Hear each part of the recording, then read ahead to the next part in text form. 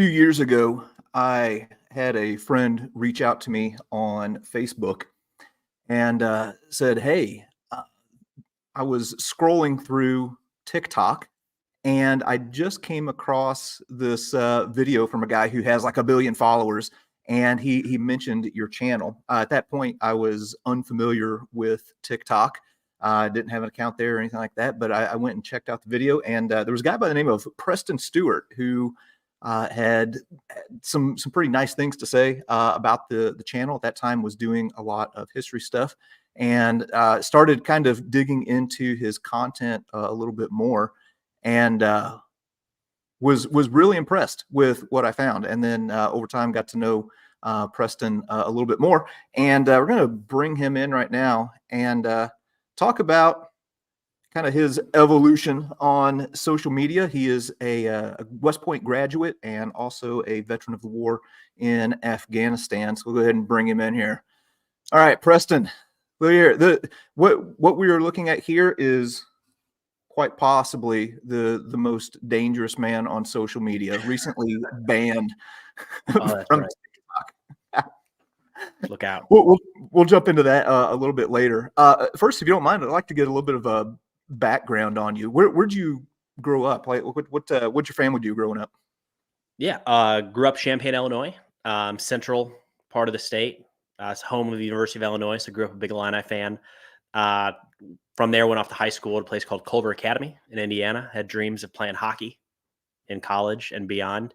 Got humbled by going off to a school full of hockey players and realized where I actually sat on that totem pole. But I was there in 2001, and it was at Culver. Then during 9/11, so that kind of started the consideration into the military, which is kind of ended up being the route I took instead of professional hockey. Decided a different route. So you were already in college when you High school. Yeah. Okay. Sophomore You were in high school. You were in high school at that point. Okay. And then you went on to go to West Point Military Academy. What years were you there? What class did you graduate with? Yeah, graduated in 09. Spent the minimum time there, 4 years. Got out at the right time, and then went off to as a field artillery officer. Went off to Fort Sill, and then to 101st Airborne as my first duty assignment. Okay. So with West Point, I mean, obviously this is a place that has a pretty deep and rich history. Um, is that I'm guessing that's something that they really kind of press on people, kind of like the history of West Point. What are some ways that they I guess kind of immersed you in the history of that military academy while you were there? I mean, you're surrounded by it. You live in it. The uniforms haven't changed all that much throughout history. I lived in MacArthur Barracks, named after General MacArthur, right outside my room. My senior year was the MacArthur statue, and then you walk from the MacArthur statue to the George Washington statue to walk into Washington Hall. On your way, you pass Eisenhower Barracks. I mean, there's Pershing, there's Bradley, there's Grant. It's all of these significant generals throughout our history. All of these buildings are named after the roads, the stadiums, things like that. So you're just surrounded with military history. They have a saying that I'm going to butcher it now on the spot, but it's along the lines of the history is made by the graduates and then retaught, something like that. We learn about the history of our graduates that they've carried out throughout history, which, as I'm saying that out loud, is way off from what it's supposed to be. But the idea being, when you're taking military history courses at West Point, you're learning about graduates. So yeah, it's everywhere. It's an old fort. There's a lot of history that predates, back towards the Revolutionary War. The fort was important. Turned out to not be a part of a major battle there, but pretty significant. The idea that it was kind of stopping the British from coming into New York from the north. Of course, that's the site where the famous or infamous Benedict Arnold sold the plans to West Point. So it's everywhere. It was one of my draws to go there, just being interested in military history. You come across the name so much. the idea of being in a place where all of those people had attended was awesome. Was there anything that surprised you, or that you felt you weren't prepared for, getting to West Point, or was it pretty much, you got there and was like, okay, yeah, this is what I expected?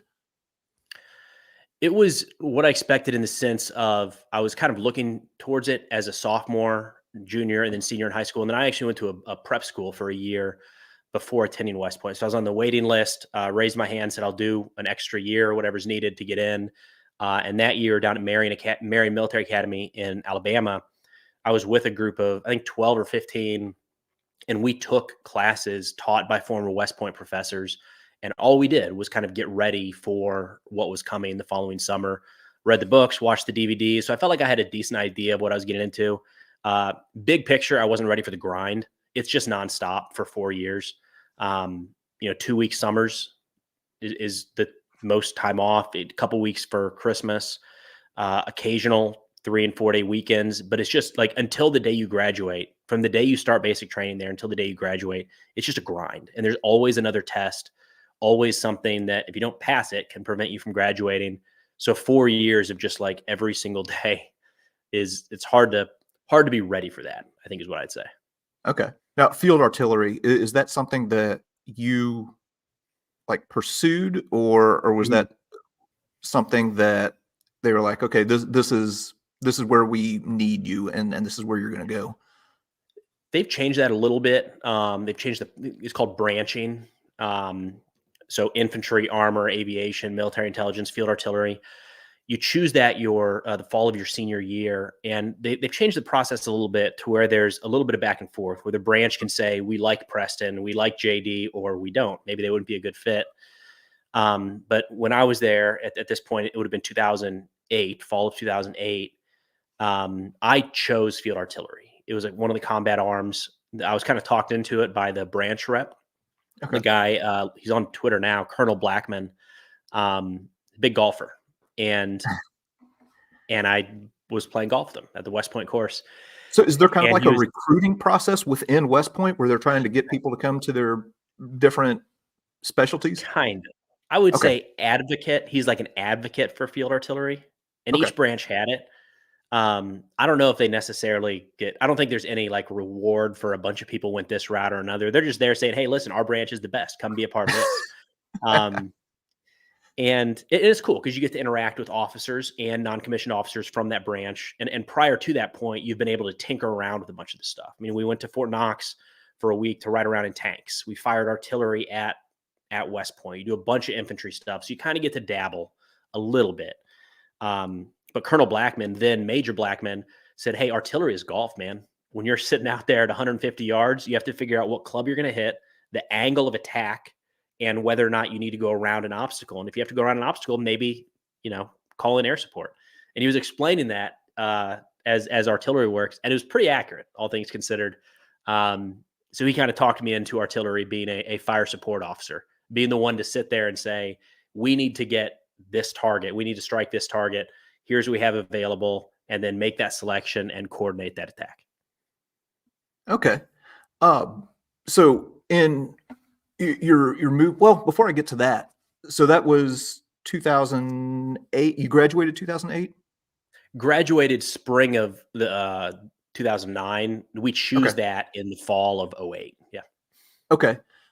So at that point, you've got global war on terror been going on for 7 years, 6, 7 years Yeah. at that point. Were there any veterans of the war up to that point who had come back and had started teaching? Oh, for sure. I don't know if I could put a percentage on it, but easily more than half. Uh, it was an anomaly at that point. When you had a professor that did not have a combat patch or had not been overseas, it raised your eyebrows a little bit. There's a lot of reasons that happens in the military, but I would say more often than not, they were coming back with combat experience. And then classmates. My very first roommate, the guy I moved in with the day that I got to West Point, was a tanker on the Thunder Run to Baghdad in 03. Um, Wow. got out or not got out, made the jump to West Point, and then he went on to be a Chinook pilot, Ron Brash. So we had probably 20 or 30 combat veterans in our class as well. Really? Yeah. I would imagine that would give you a little bit different perspective. Um, I'm sure. Yeah. On the one hand, you're going to classes and you're learning about combat leadership, and I don't know, you can correct me if I'm wrong, probably looking at case studies from World War II or Korea, Vietnam, things like that. And then here you have guys who are basically fresh off of the battlefield. Was there any like peer-to-peer coaching or insight or anything like that? Big time. They were the guys that I remember in that boat were all awesome guys and girls. That there was no, even though they probably felt it plenty, there was no like looking down on the rest of us that were coming fresh out of high school or the prep school. It was a lot of help. There's a saying there: cooperate and graduate. And that really rang true. So guys they'd go out of their way to help you. A lot of these guys coming off of not right off deployments, most of them would go to the West Point prep school for a year to kind of get back up to speed academically before coming in. A lot of those guys needed help academically. And a lot of the rest of us needed help with like the military stuff because we'd never done it before. And they knew how to tie down your canteen pouch and how to sight and zero an M4. It was second nature to them. Whereas academics were more of a stronger suit for a lot of the rest of us. So that was kind of the nature of 4 years there is people are good at certain things. You team up and kind of help everybody through. Okay. That's kind of interesting. I just wondered if they would, or what their different perspective would be, if they would be looking at some of that stuff and be thinking, okay, I'm sure. I know this already, I don't think it was the academic stuff as much as when you're a freshman, you have to, you can't talk outside. You have to march outside with your hands cupped at your sides. Inside, you have to you have to you have to march on the right side of the wall and square every corner in and out. And if you don't do that stuff, you get yelled at by upperclassmen. So I imagine some of these, 20-year-olds with a combat deployment to Afghanistan probably had a hard time with another 20-year-old yelling at them about not walking straight or something like that. That would have been, I'm sure. When I was in college, so this would have been before the war broke out, before 9/11. So I had to take some electives. One of the electives that I took was called Principles of Hunting and Fishing, which I completely dominated that class. But anyway, one of the things that we did was we went out to a shooting range one day and just shot 22s. And there was a guy who was in my class who had just got out of the Marine Corps, if I remember right. But part of his training was, as a scout sniper. And the teacher takes us out to the range. He's like, okay, we're going to go ahead and set up our targets here at 15 yards. And he was like, okay, right. I think I'm going to set mine up a little further, but whatever. So I would imagine that there would be, you would definitely have to exhibit some humility, I would think, for sure. in some cases, having already been through that. And then, like I say, have some other 20-year-old yelling at you.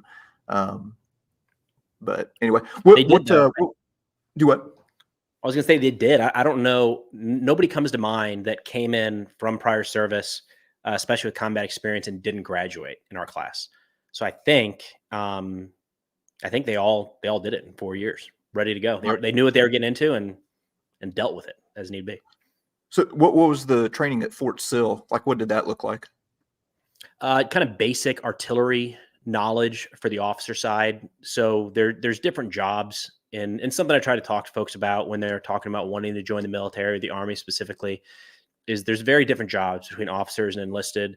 Neither one is better or worse, but it depends what you want to do. And so in artillery, you can spend your entire career on a howitzer or on our M777, 119er, or MLRS, anything like that, firing rockets, firing rounds. Spend a 20-year career doing that. For the officer, you spend just a little bit of time around the actual guns, and then you move off into more planning, administrative, management stuff. So a lot of that time at Fort Sill was kind of learning very high level the soldiers' job, what they would do to actually fire the howitzer. Then learning fire direction, the math piece involved, which even when we use computers for this, it's still wild that we can take a chunk of an explosive, an artillery round, and fire that thing and hit a target with relative accuracy 15 miles away. It's insane. We take it for granted, but it's insane that we can do that, because you're calculating wind, you're calculating the density of the air, you're calculating the weight of the projectile, and like it's, that learning that. And then, of course, my favorite part was on the other side, watching the rounds come in and learning how to adjust fire to get those rounds to impact on targets. So you're kind of learning like the basics of being an artilleryman. Okay. So, I mean, the military was actually pretty generous with you. They gave you an all expense paid trip to Afghanistan, right? They did, yeah. See the world right away. I got out of Fort Sill and I wanted to go. I wanted to go to Afghanistan. It's one of the reasons I chose the 101st, partially because of Band of Brothers, and I'm the history guy. I felt like if you can choose a division to be a part of, like, holy cow. And then they were spending a lot of time in Afghanistan at that point in 2009, 10, 11. So chose 101st, got there, and probably 30 days later, we were on a plane overseas for a 1-year trip. Southern Afghanistan, Zari, down in Kandahar province. Okay, and that was in 2009? That was 2010, June of 2010 to June of 2011. Okay. What was your first impression of Afghanistan when you got there? Hot. We got off the plane in Kandahar airfield. It was hot. You're bouncing around because when they brought these we move into Kyrgyzstan. You take commercial airlines, strangely enough. Like at Fort Campbell, you get on a commercial airline with all your gear, or some of your gear, and a lot of it's being shipped over. And then you fly a bunch of different routes, maybe Germany, maybe Ireland, and you end up in Kyrgyzstan, right outside of Afghanistan. And then you take a military aircraft in, and it's not the same as a commercial landing at O'Hare. They're coming in steep. And that wasn't super fun. And then we get off all cramped and immediately start driving by something called the Poo Pond, which is just an open air sewage facility that, I mean, it's what it sounds like. And it was pungent.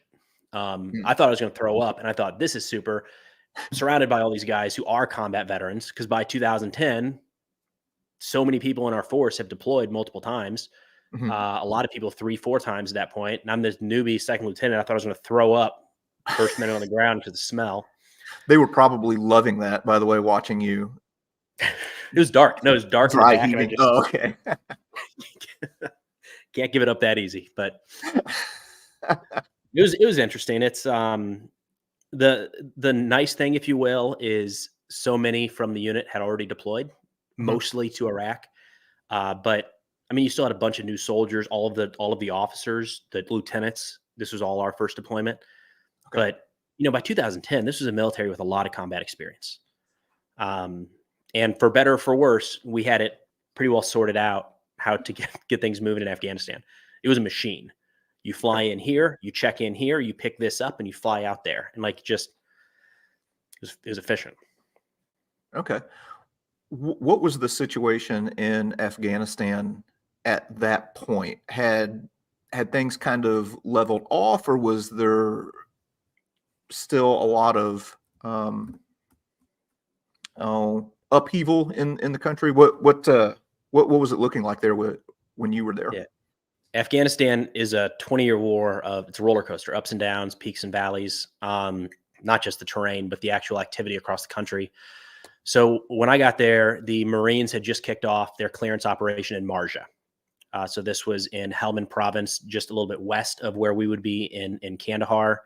And the focus in 2010 and 11 was to clear out Taliban elements from that southern portion of Afghanistan to kind of open up Kandahar. This was kind of the main attack route. There was a lot of opium being harvested in Helmand, and they would facilitate movement through kind of this agricultural zone in Zari through Kandahar into Kandahar city, where they're carrying out pretty regular assassinations and attacks against Afghan elected officials there. So the idea at this point was to move into it, which is, it's crazy when I say this, but in 2010, there were major chunks of Kandahar that we had not been in hardly at all. So we were looking at maps and stories from the Canadians when they conducted Operation Medusa in 2007, and gotten some pretty serious fights there. Lions of Kandahar is a book written about that time period. Yep. And our plan eventually would be to push into this Taliban-controlled territory where they founded the Taliban, actually in Sangsar, right there. Clear out the Taliban and kind of create a security zone, if you will, for Kandahar, the Kandahar city itself. So what was your role during that time? I was a fire support officer for a dog company, 2502 Infantry. So as a fire support officer, it was myself and 3 soldiers, and our job was to coordinate any of the big munitions needed for the operations. So constantly tracking the aircraft overhead, drones, helicopters, or fixed wing assets, knowing where the various, for us, it was 777s. We had some 777 coverage from out of a couple different bases. Technically, we had HIMARS. We never really used those. Special operations did, but we didn't have those on call. And then mortars, 81 and 120 millimeter mortars. So when a fight kicked off and our guys started to engage enemy forces, it would be on me and my soldiers to call in air support or indirect fire to eliminate that threat as best as possible. Okay. Did you have any interaction or any role in working with the Afghan National Security Force during that time? Yeah. So our organization was called Combined Action Strike Force. So we were, Strike Force is a battalion in the 101st. When we got over there, they paired us up with an Afghan battalion and said, "You're now Combined Armed Strike Force." They made a little flag, a little patch. We still wore the 101st patch, but on kind of like slide decks, maybe I'll say. We had this little emblem that we were joint. But we weren't really joint ever. The capabilities just weren't there. We received this brand new Afghan unit probably 1 month into our time being there. The fighting was every day. You'd wake up to gunfire along Highway 1. The Afghans showed up right out the gate. They were probably at like 50% strength, men and equipment. And it just went down from there. We were supposed to be assigned a company. We had a company. It was probably 18 people. Okay. You know, that's like a squad. From the 18 people from the Afghan National Security Force in their company? And and the way that it was set up at that point was that you could not go on an operation without the Afghans. So you had an element with them at all times, ideally 1-to-1. So a U.S. platoon and an Afghan platoon, but we didn't have those numbers. So it'd be a U.S. platoon and 6 Afghans because there's a third of us and a third of them. But we had some good ones.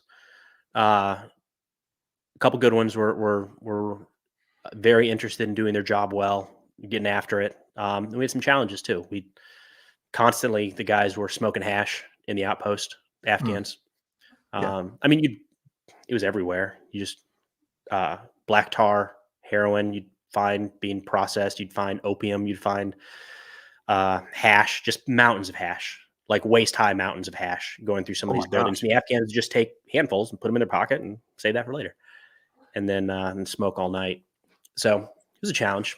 Well, that was gonna be my next question for you that I was kind of curious about, is just like your assessment of the capabilities of the Afghans that you were working with.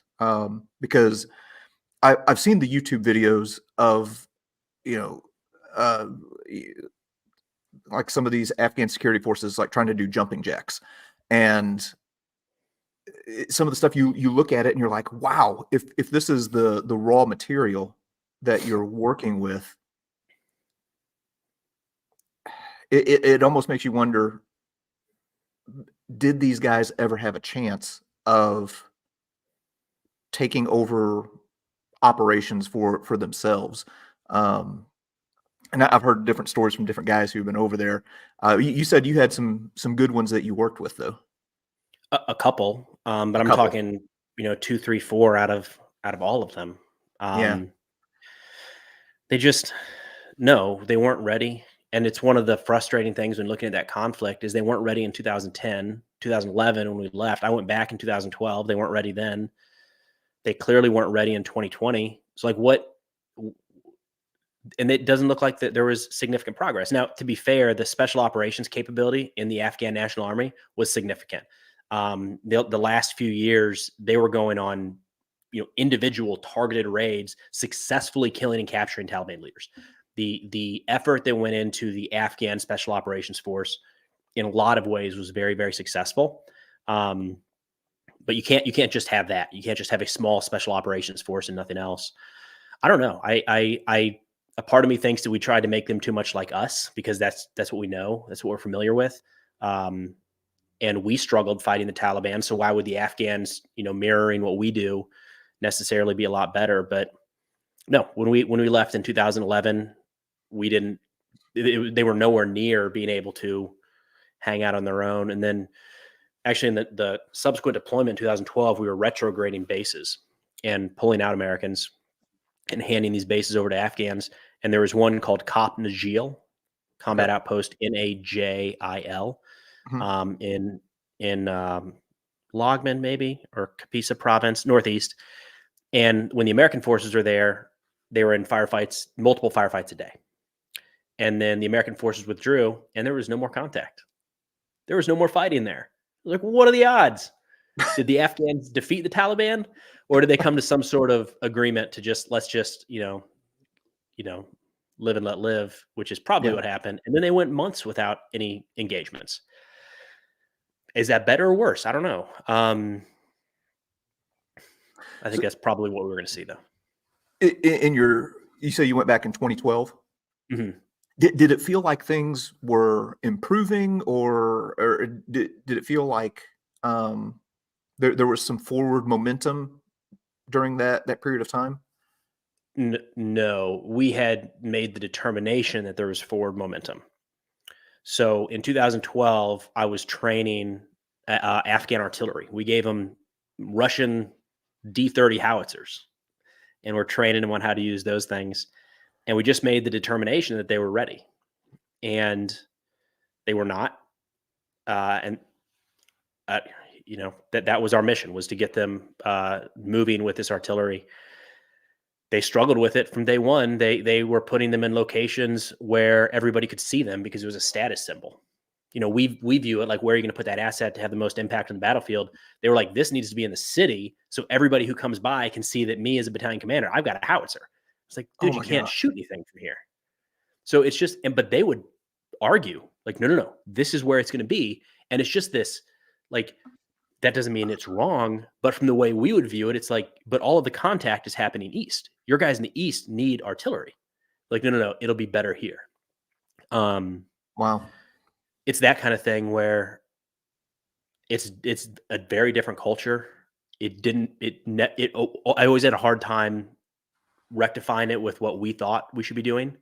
Yeah. Um, but in short, no, there was never a time where it was like, these guys are all set as a whole, which is too bad because there were a lot of them that wanted to be.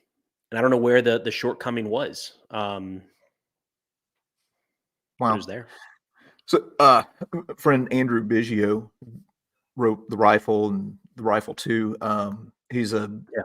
Marine veteran, Iraq and Afghanistan, and I was talking to him about it, and he uh, he said in 2021, when the whole roof collapsed over there in Afghanistan, he said he was sitting there watching it all on TV, and he thought, "Oh my gosh, I just became like one of the Vietnam War veterans." Like watching the fall of Saigon. I spent time over there, fighting and trying to move the ball forward and stuff like that. Um, when all of that was going down, and you've got planes taking off with people hanging on to, the undercarriage and the wheels and stuff like that. What was that like for you Uh, through that whole process? yeah.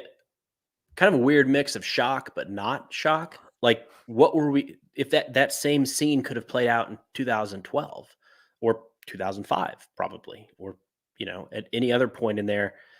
So it happened. But I don't know that it was ever not going to happen. After a point, it was 2002, maybe early 2003. We'd done a really good job. The U.S. military, we had done a really good job of really hammering Al Qaeda across Afghanistan. Most of them had fled into Pakistan. A lot had been killed or captured. The Taliban was pretty well beaten back. But from that point forward, it kind of looks like what we saw during the evacuation was just going to happen. If we stuck it out another 10 years, I think we would have gotten to the same place. So in a sense, it felt good to rip that Band-Aid off, because it's hard. We had soldiers dying there, and it's hard to say exactly why, not just during the evacuation, but in the months and years leading up to that. We were still losing troops in Afghanistan. Not a lot, fortunately, but I think we were having a harder and harder time explaining what we were doing there. And when that's the case, I think it's probably time to come home. It wasn't very clean, the evacuation. I'm not really sure it was ever going to be, though. Yeah.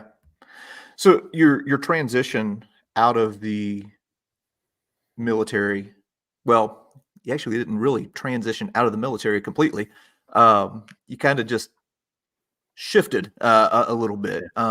When did you kind of, because you're in the reserve now. now? Mm-hmm. Okay, a major at that, in the Army Reserves.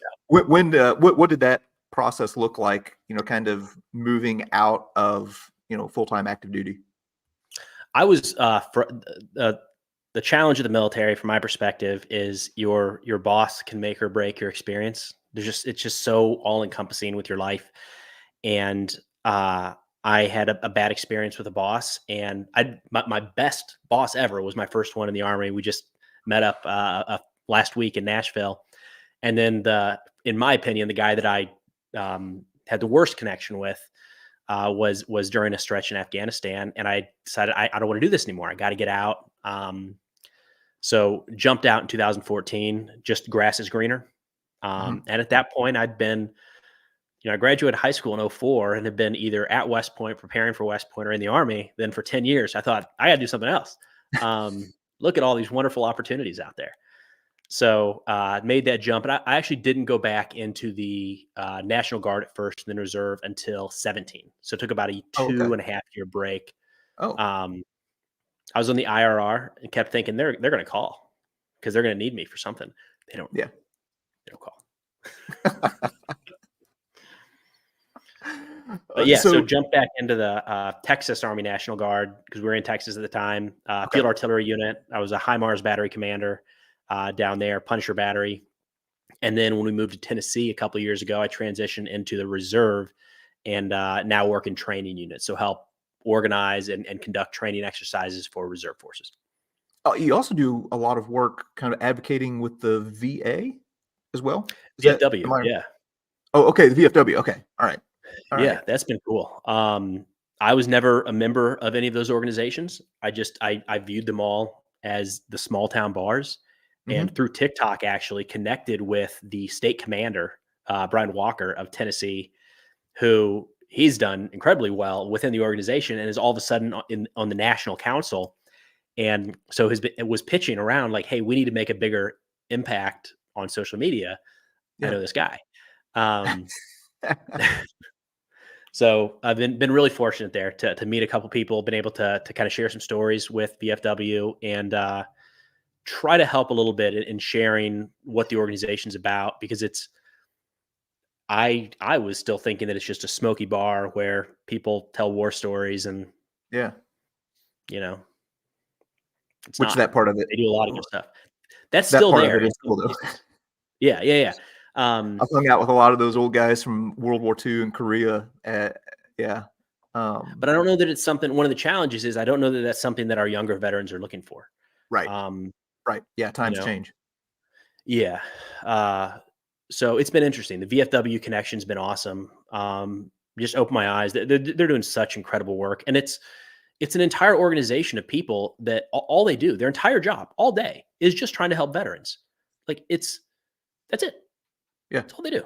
Um, it's cool to see that. It's cool to see that there's people who have dedicated their entire lives day in and day out to helping a group of people, most of whom they'll never meet. So you mentioned that connection came through your presence on TikTok, which like you jumped onto that app, and by the time that I became aware of you, like it was a significant presence on there. What made you decide, you know what, I'm gonna open up a TikTok account? And you started off doing history videos. Yeah. So this is a perfect conversation for that. I don't know if I've told you this before. I feel like I have. If I haven't, it's on me. Um, I was listening to a lot of Gary Vaynerchuk, and he was all about just put content out there about things you're interested in, and who knows, Mhm. maybe it could turn into an opportunity. I've always been interested in military history. It's what I read and watched and talked about, given the opportunity. So I thought, well, maybe I'll do that, but surely nobody cares about military history like I do at all.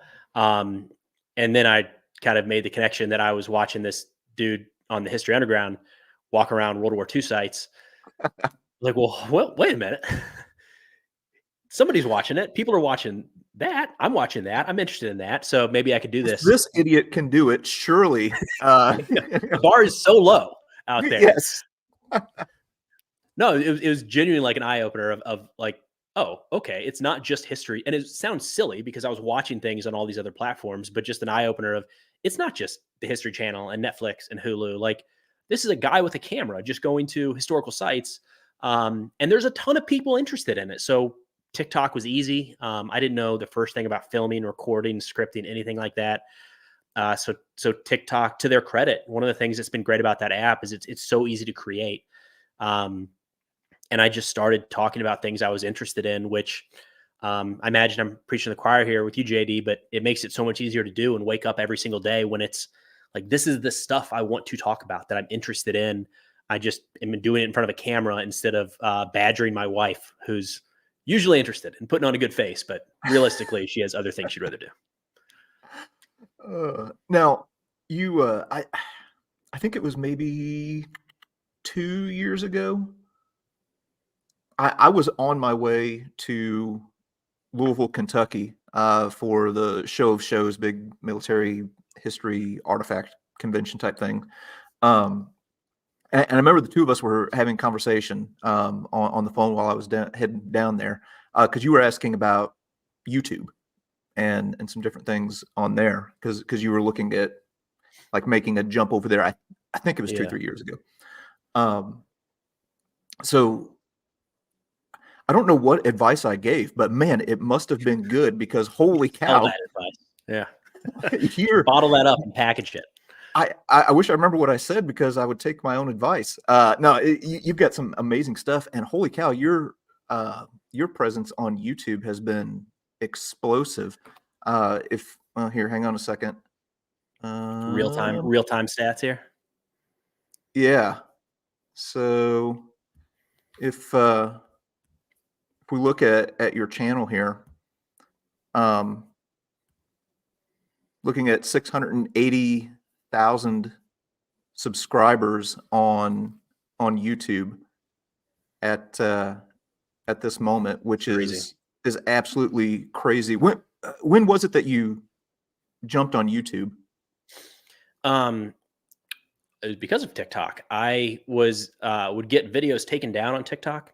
Um, Found out kind of early on that if you said certain words associated with certain historical figures that the Allies fought against in World War II, TikTok didn't like it. Um, and I I can couldn't. sympathize. Yeah. So I was having videos taken down, and I thought, I'm putting all this effort into making these videos. I don't want to just like store them on my computer. So I opened a YouTube account and just started uploading them there as shorts. And nobody watched them. It was, 5 views, 7 views, 9 views. And then one of them hit 2,000 and it just went. This was a time where shorts was doing very, very well Mhm. on YouTube. And I mean, I probably hit 200,000 subscribers or something exclusively on shorts. Um, it was crazy. A couple videos, those short form videos you can blink and it hits 10 million, goes absolutely viral. That happened a couple times, really fortunate. And then over time, got a little more into some of these topics I felt like deserved a little more context than 60 seconds.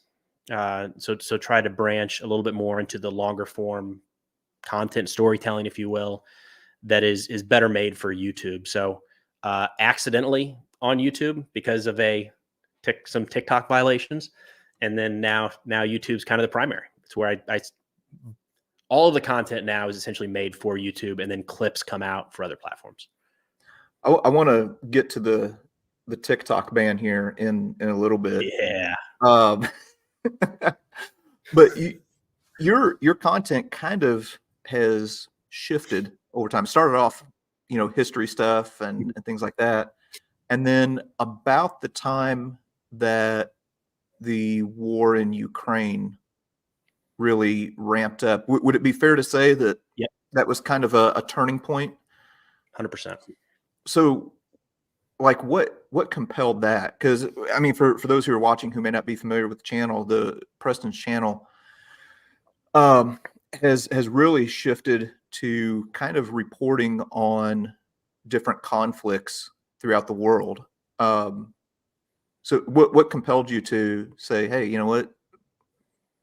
Maybe instead of talking about the past, we'll talk about some things that are in the present. So it's a lot of conflict reporting and occasionally stuff about your bees.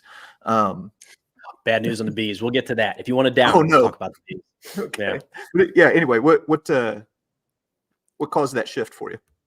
Yeah, it's so in college it was international relations and terrorism studies is what I majored in. And I like that stuff. I've always been interested in it, fascinated, especially with the terrorism aspect.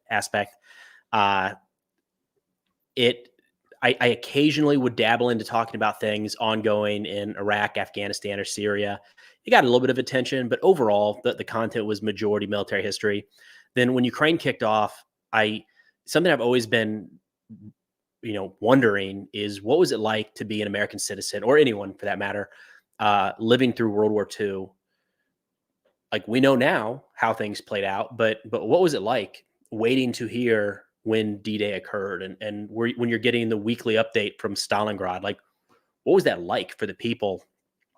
And I felt like we were experiencing that a little bit with Ukraine. This is the largest conventional war that's been fought in a long time in Europe since World War II, and I just couldn't look away. I was fascinated. Makes it sound kind of downplays it a little bit. That's probably not the right word to use. Obsessed in a way of how is this going to be documented down the road? We're living through what I've got books on all sorts of different books and movies. I can't stop watching about World War II, and we're living through something like that in a way. That was kind of the prompt. And then as I got into it, there's a lot of really, really good content being made about some of these things. But I also saw for the first time something I didn't see in the history space, which was kind of deliberately shaping of perceptions in a dangerous way. I know that I don't want to gloss over, like, I know that the histories, they can get heated on various subjects. Yeah. But with the Ukraine war, I saw a lot of people early on talking about how Russia's so bad and they're just falling over themselves and the US would wipe the floor with them. And I thought, oh my God, people are they're going to push us into war with Russia. And I don't, that's not a good thing. We don't want to do Right. that. So I was trying to share some information about how, try to provide just more context around the war. Because it's been interesting to see so many people, and there's nothing wrong with this, but it does shape the perception, who have no experience or background in any of these subjects, but a strong emotional connection. Yeah. And they start going, and if they're really loud and really good and really passionate, sometimes that sways opinion. And for something like war, a current ongoing war that the US is involved with in a variety of ways, that was scary.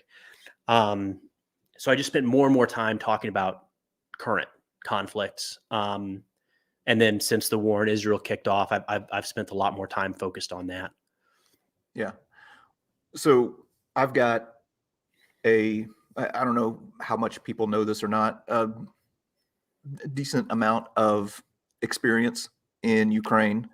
So I was there, and a lot of people, say that the war in Ukraine started a couple years ago, and it's actually been going on quite a bit longer. So I was there at the end of 2013, Mm, when things were really starting to unravel. So, yeah. um, like the Maidan protests, I was literally That's wild. in the Maidan when all of that stuff was happening. And anyway, yeah, definitely some wild times. The main area that I was in was actually in Donetsk. Um, so I've seen you post some different things from Marinka, what Marinka looks like now. Like that's where I was spending a lot of my time. Um, but anyway, I saw things kind of unfold there, that was giving me a little bit different perspective. So, for example, um, there was a protest in Donetsk. So the president at the time, Viktor Yanukovych, was being pushed out and everything like that. But there was a pro Yanukovych protest that was taking place in Donetsk. We came back from Marinka that Okay. day, and there were buses everywhere. We went and ate in this restaurant. I went to the protest to see what was going on, much to the chagrin of my wife. She did not want me anywhere near there, but I went anyway. When in Rome, Um, yeah. yeah, but we left the protest, and we were in a restaurant, and there was a couple of guys sitting next to us talking. My Russian is okay. I can have a pretty good conversation with a first grader. Um, Anyway, after we left, our friend, translator, he said, "Hey, did you hear those guys talking next to us?" I was like, "Yeah." He said they were Russian, and basically that whole protest, they had bussed in people from the surrounding villages and had paid them to protest in favor of Yanukovych. There was already some Russian meddling going on, and then about the time that I left is when the Malinki Zhelozhny Chilevek, Little Green Men, started showing up, like in Crimea and everything like that. And then when it ramped up a couple years ago, I went back, right at the outbreak of that. But anyway, all of that to say this: people would, ask me, "Hey, can you tell us what's going on?" Like while I was over there, can you tell us what your perspective is, what you're seeing? And I would tell them, go to Preston Stewart's channel, like that. Like you honestly had, and still do, have what I think is probably the most insightful and balanced take on what's going on. And you do a really good job of just saying, okay, hey, here's what's happening. Here's kind of my analysis of it, kind of pulling from, your own experience, I'm sure.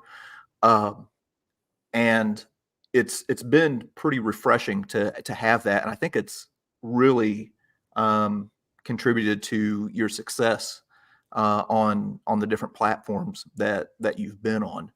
Um, I appreciate but that, man. That's really nice of you to say. what does an average day look like for you now? Because my gosh, there's a lot of information to go through. Yeah. It's changed a little bit, and I think for the positive, we'll see. But um, get up a couple hours before the daughter is ready to go. She's in kindergarten now, so it's a couple hours of kind of checking what happened overnight, starting to put together a script for the day. Then I'm responsible for getting her to school. It's kind of the most important thing of my day. Get back about 7:30, and then from 7:30 until about noon, it's scripting, recording, editing, cutting, and publishing the video, usually covering what's happened in the last 24 hours. Again, right now, most of that is around Israel, just because from a personal perspective, I feel like there's a greater risk of the U.S. getting directly involved in a war right now because of what's happening in the Middle East. I don't know, maybe that's played out because of the strike on the Houthis a few days ago, but it feels a little more nerve-wracking from an American perspective than Ukraine. Even while Ukraine is, of course, very, very hot and there's a lot of people dying there, I don't think the U.S. is going to get directly involved anytime soon. Afternoon, then usually try to. In the perfect world, I can just upload throughout the afternoon, then work out, kids home around 4 o'clock, and then I try to not do anything at night. It's constant though, Mhm. like opening Twitter to see what happened. But I know I have time the next day to get into it. So I try to just like save something. And I really try to never, like when the attack happened on the Houthis, it was happening Yep. while I was watching TV at night. And it's like, I'm not talking about this until tomorrow. So there's a little bit of leeway there, if you will. Well, that's not a bad thing. I think there in mainstream media, there's such a rush to be the first that sometimes that comes at the expense of being balanced or Yeah. being right. Um, so again, kind of going back to when I was, on the border there in Ukraine a couple years ago, and um, in Ukraine, the amount of bad information that I was hearing was staggering.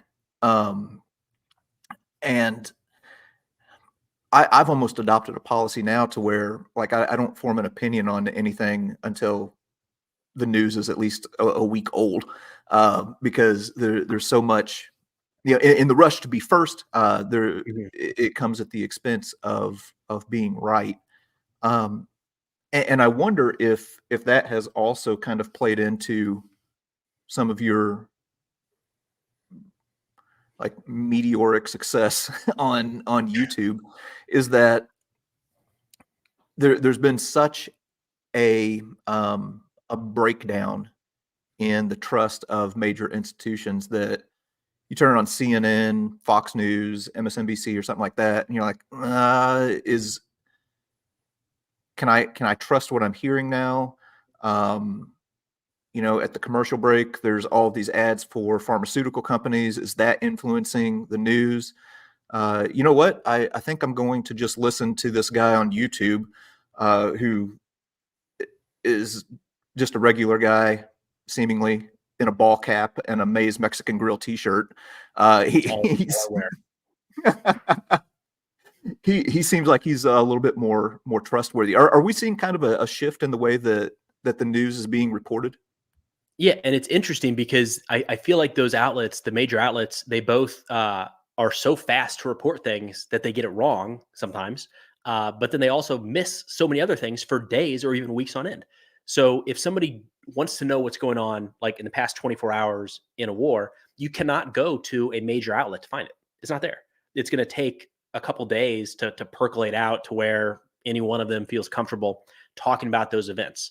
But on the other hand, when something extraordinary happens that may not be true, it's so extraordinary, they're on it right away.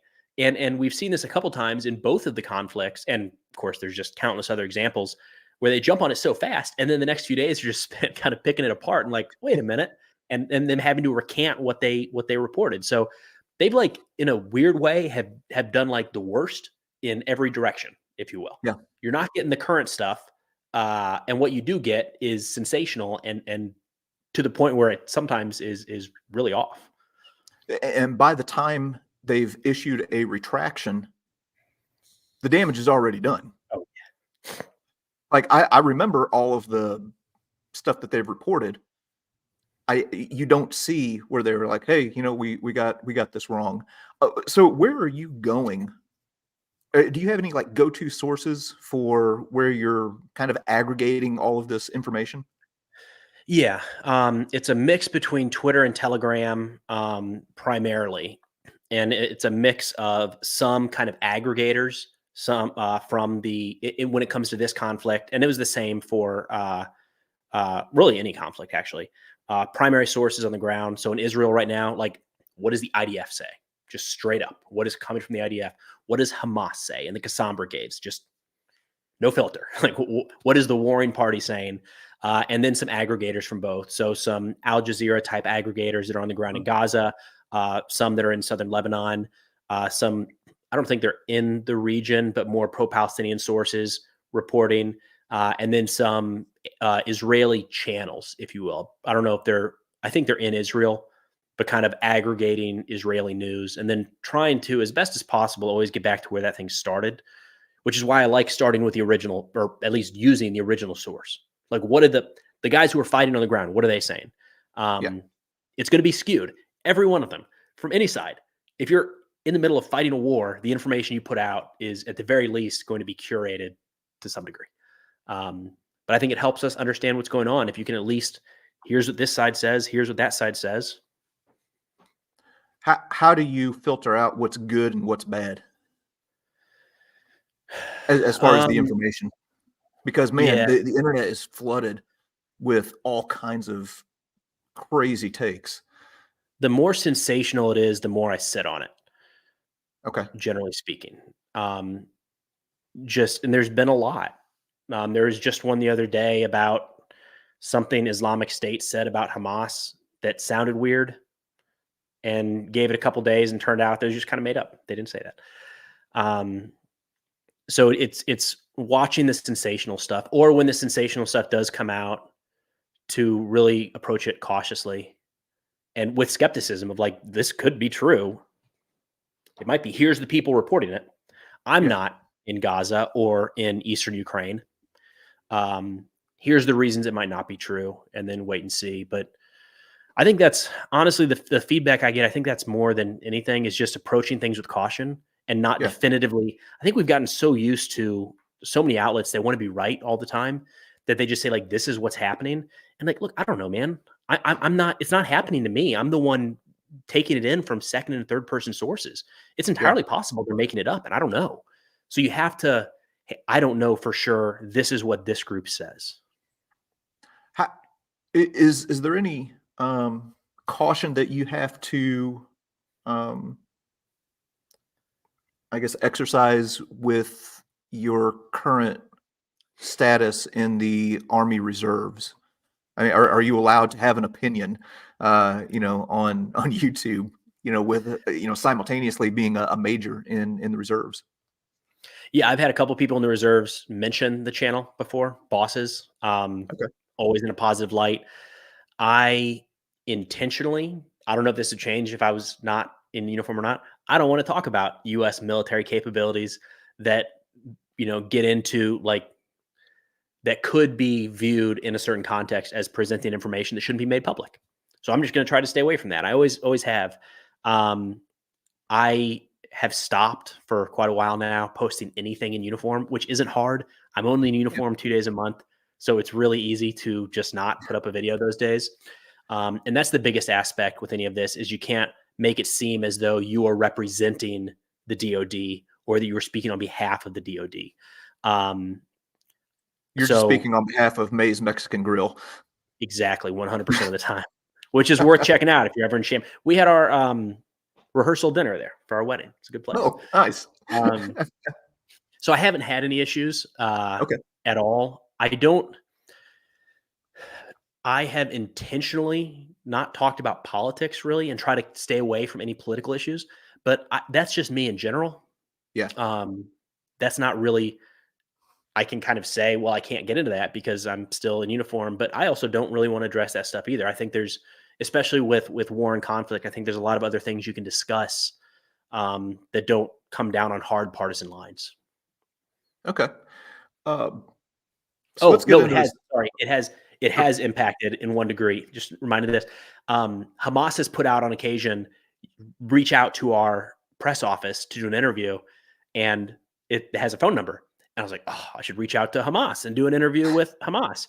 And I ran that by a couple buddies, and they said, hey, listen, it's a recognized terrorist organization. As long as you're in uniform, that's not a contact you should make. So I'm sorry, that content is not forthcoming, but so technically, yes, it has affected. I thought that'd be a fun. I thought that'd be an interesting conversation. It would be. It would be. Even you and I were kind of talking about this before we went live here. Even if there is an organization or a group that I vehemently disagree with and that I find abhorrent, I want to hear what they have to say. Yeah. Because I want to learn more about that position, just to be better informed myself. Talking to people doesn't mean that you're necessarily endorsing it. So speaking of Hamas, So after the after the you said you don't want to talk about politics and stuff like that, so I'll try and drag you into it here. Yeah. After the October 7th attacks in Israel from Gaza and stuff like that, one thing that has been unsettling to me, among many things, has been the level of support for Hamas in the US, especially looking at stuff on our college campuses. Mhm. Um, and I'm not, I want to try and be clear here that I'm trying to keep separate, support for like an independent Palestine and Hamas, who did some absolutely abhorrent things, um, you know, not just on October 7th, but before then. Um, that combined with, man, there was this thing going on TikTok for a while where people were reading Osama bin Laden's letter to America and saying, you know what? He maybe he had some points. This Maybe guy's he on was. something here. What what is going on? How did we get here in a 20-year span where right after September 11th, this country was pretty unified. Um, you know, I remember my grandpa saying, he said, I haven't seen this country this unified since Pearl Harbor. And then in 20 years, now here we are with people reading Osama bin Laden's letter to America and saying, hey, maybe he was right. The Hamas thing, I think it's a minority. Um, in the immediate aftermath of the attacks, I do think there was a lot of mistaking, interchanging the word Hamas and Palestinian. Just a lot of people not spending any time or understanding of the region. So I think there were some mistakes made right out the gate. Just honest mistakes. People, wanting to say that they stand with the Palestinian people and waving a Hamas flag, for instance. I think there's probably some of that. Now I'm kind of optimistic that it's just a minority. It's just loud. Catches our attention when somebody starts talking about how they support Hamas. I generally think it's a very small amount of people, but I don't know. I think it's just kind of the reaction to who's the alternative, right? If you want to support the Palestinian, who do you? Maybe people feel boxed into a corner. It's our only alternative. We don't like what Israel's doing. This is the group standing up to what Israel's doing. Hmm. I I don't think know. we've lost our ability to look at things in a nuanced fashion Yeah. where everything seems so polarized that you have to take one extreme or another. Uh, all right, so let's get to this TikTok thing. We'll talk about your outlaw status on Man. TikTok. What happened there? So I've been on the app for like 3 years, posting Yeah. daily, usually more than once a day, and never really had any issues. I mentioned the reason I started posting on YouTube was because I had a couple historical videos taken down, but for the most part, no problem. Um, Something changed after October 7th, Hmm. and the views fell off for the month of October and most of December, to where like the videos that used to average around 100,000 views per were now getting like 10 to 30,000, a noticeable change. But that content on YouTube was doing better. So I don't, that's the dynamic here. Sometimes you Yeah. just make bad content. You think it's good, but it's actually bad. Nobody wants to watch it. It's not a Yeah. shadow ban. You're just not good at your job. Sure. Um, so I just kind of working through that, dealing with that. It's not a big deal. Then in December, strikes started accumulating on the account. I was getting violations every day, like I'd never seen before. Any The account was explanation eventually, as to why? they give you a reason why, but it doesn't exactly track. So it would say violent and graphic content, but it would be like one of the videos was talking about Hamas leadership, just kind of pictures and names. These are the leaders of Hamas, violent and graphic. And Okay. those racked up pretty quick, like one on top of another, to where all of a sudden the account got permanently banned. Um, I submitted an appeal, and before I could even close out of the app, the appeal came back and said, "We reviewed it. Sorry, you're out." Super efficient on TikTok, man. They're on it, man. Yeah. So the interesting thing is that none of those videos had any issue on YouTube or Instagram at Mhm. all. But on TikTok, it's a bannable offense. So had a guy, a friend of a friend that works at TikTok, took a look at the account and said it's a case of over moderation, and they reinstated it. I don't know what over moderation is, but that's what it was. So the account came back. I opened it up to a new account violation. So for an existing video. And then they just poured in. I got 14 violations in 7 days. For Ooh. this time, every one of them was for showing weapons being used in an unsafe manner, which I don't show weapons firing or rounds impacting, explosions. So this is Mhm. like soldiers carrying weapons. That's all of my content for the last 3 Yeah, years has to some degree shown soldiers carrying weapons. sure. And I lost those appeals and the account was banned again. I set up a secondary account.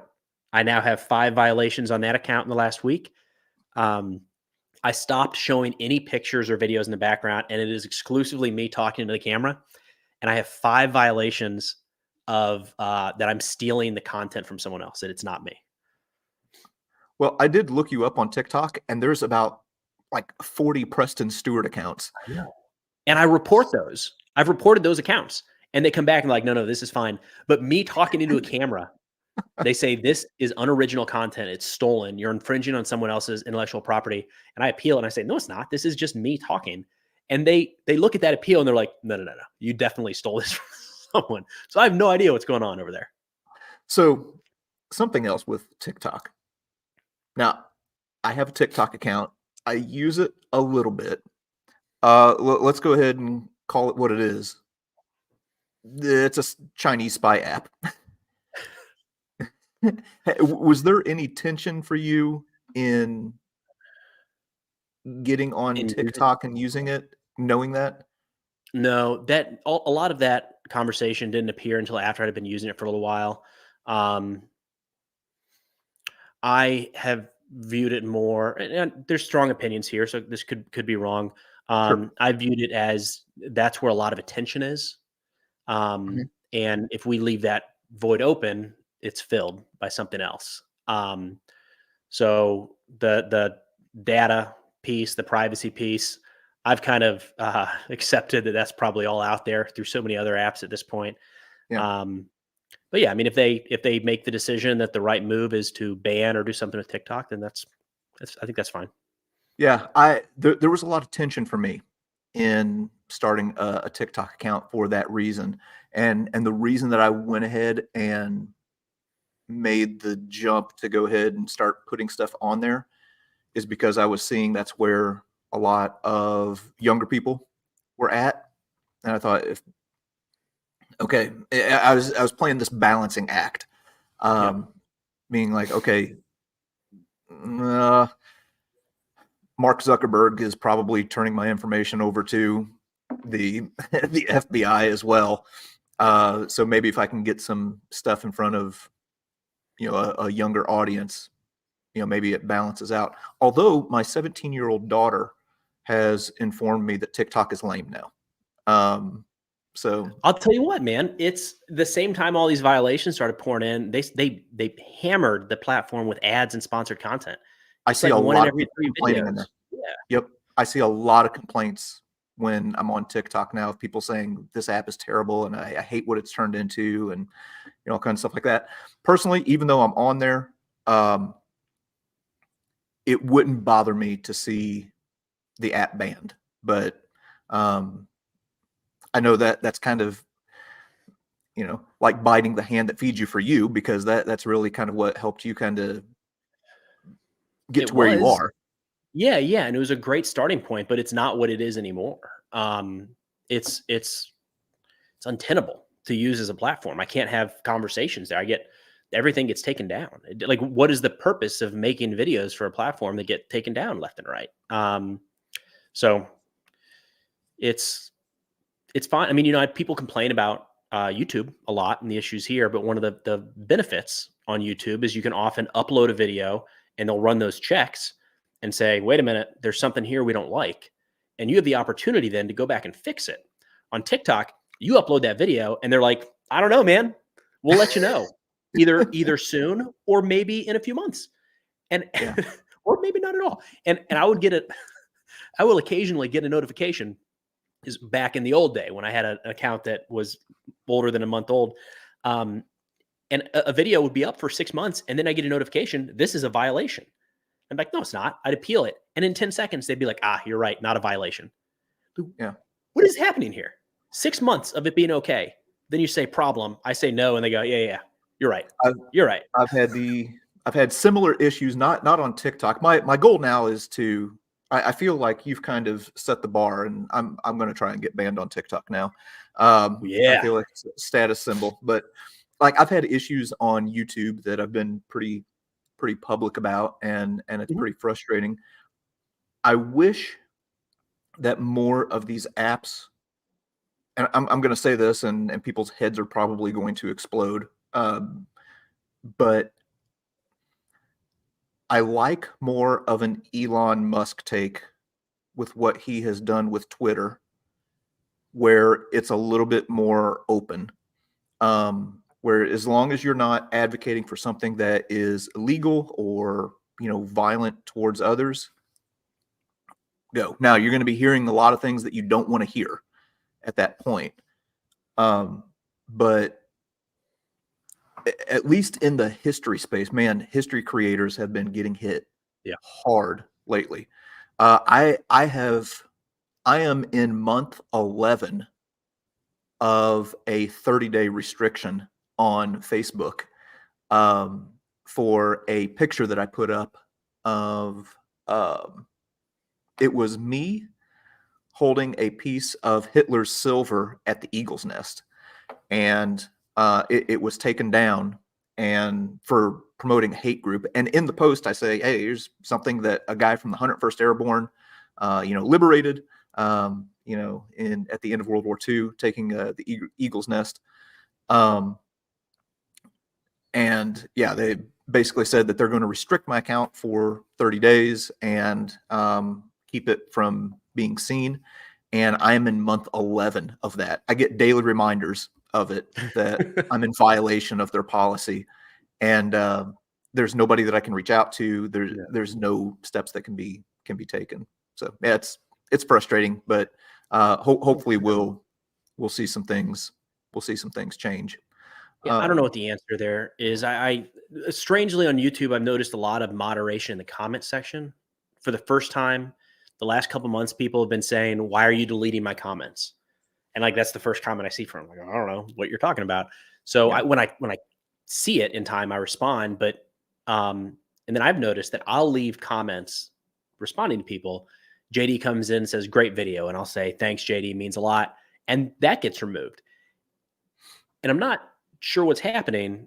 So there's an uptick. There's definitely too wide of a net being cast. Yeah. I don't know what the answer is overall with the moderation stuff, because there's some just garbage floating around on Twitter right now. Yeah. That's just like I feel like there's different levels. There's unintentionally putting out bad information, which happens, and then there's intentionally putting out bad information. I feel like there's a lot of the latter recently. I don't know how you fix that though. I mean, I don't know. Do the community notes seem to be helpful on Twitter in your view? I think so. Haven't really thought much about that. The community notes almost feel like trolling by Twitter to a degree. The times I've seen them applied are in a handful of cases just kind of funny. Yeah. Like what is it? Medvedev. I always say his name wrong. Medvedev? Yeah, he gets community noted all the time, and I think it's hilarious. Oh, all right. Do you have time for a few more questions? Yeah, let's do it. Okay. All right. I got just one more from me, and then had some people submit some questions on Patreon that they wanted to ask you. So in looking at everything that's going on in the world right now, it's pretty dang crazy. We got China and Taiwan. You've got everything going on in Ukraine, stuff in Israel and Gaza. There are parts of Africa that are just plain scary with what's going on. What worries you the most right now? What worries me the most? Probably we accidentally slide into a conflict, not really knowing what we're doing there. Yemen might be a good example right now. How many Americans would raise their hand to go to war in Yemen? Probably not very many. Yeah. But we have so many military resources around the world, a lot in harm's way.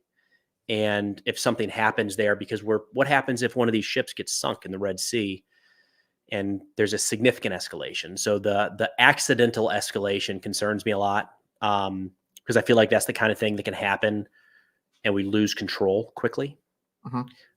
We've been good about, technically the war in Ukraine has been a success in terms of containing it. Yeah. There was a long time there where it looked like we could blink and we wake up in the morning and the U.S. is at war, and that hasn't happened. And I don't know, that's something that concerns me, because I feel like if it happens, there's not a lot of room for error. Okay, I said one more question from me. Actually, two more questions. What would President Stewart do to come to some sort of peace agreement in Ukraine? What do you think the off ramp is there? Start talking with everyone. I don't like in any of these conflicts when any side, and the United States included, draws the line and says we're not going to have any negotiations. I think there should be dialogue from day one, even if it's behind the scenes. Got to talk, got to find something. Whether it's official delegations from these different governments or not, just start talking. Do your best to not leak the information, but we just have to have people talking at all times about what the end of a war will mean. So I've wondered. You mentioned, if the U.S. would want to go, if anybody's ready to go to war in Yemen. Right now, I'm a little bit concerned about the position of the U.S. to go anywhere. If there's a major conflict. I don't know if the public has the stomach for it right now. If something big were to crop up with Ukraine, this is one of those deals where people knowing their history would, like the policymakers and the people, calling the shots might be helpful. I've talked to quite a few people who were alive during that period of the end of the Cold War, who were, in Ukraine and everything like that. And we won the Cold War, but I don't know if we won the peace. Interesting. I think there was a lot that was botched up at the end of that. So one particular friend that I have over there, who he would have been, I'm going to guess, probably in his mid-20s when that happened. Berlin Wall fell, and Soviet Union breaks apart and everything like that. He said during that time, he said we loved Americans. In the Soviet Union, he said we wanted to be like Americans, like blue jeans. That was a huge thing, to get a pair of jeans, like an Americans. And then you have, bootleg copies of, Metallica, was a big thing over there. Then Metallica went and played that Monsters Rock concert for like 1.5 million people. Oh, jeez. And he said that at the end of the Cold War, from his perspective, they were the ones who wanted to be like Americans and had a big role in bringing about an end to communism in the Soviet Union. And he said, then, it's all over. And the U.S. is like, okay, well, we won the Cold War. And they're looking back and forth saying, won? Does that mean that we lost? They kind of viewed themselves as partners with the U.S. in bringing about the collapse of communism. Sure. And I wonder at that point if it wouldn't have been more beneficial for us to have some sort of modern day Marshall Plan to kind of and maybe there are some things that I don't know that I'm ignorant of,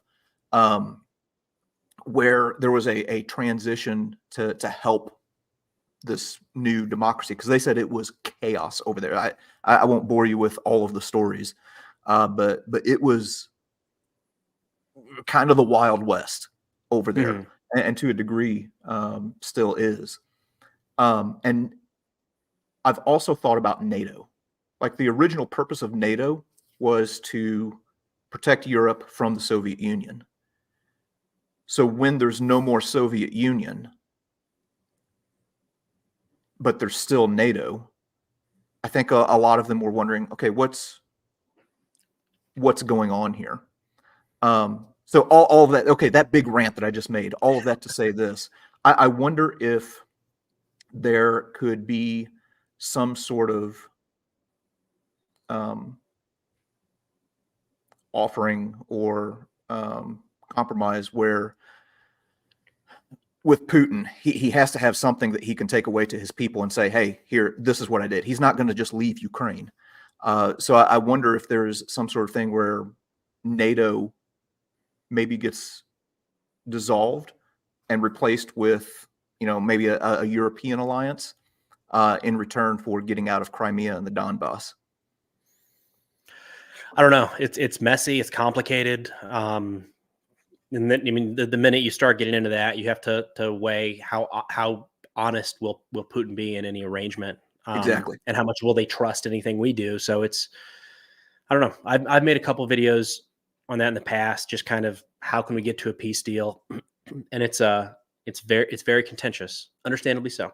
If I was in Ukraine right now, any part of Ukraine, I would be offended by somebody else talking about what a peace deal for my country should look like. So I think where I sit on that is I wish the United States would work towards that in some way, shape, or form. If they think the path towards that is more weapons, fine, but we got to get towards the end of this conflict. Yeah.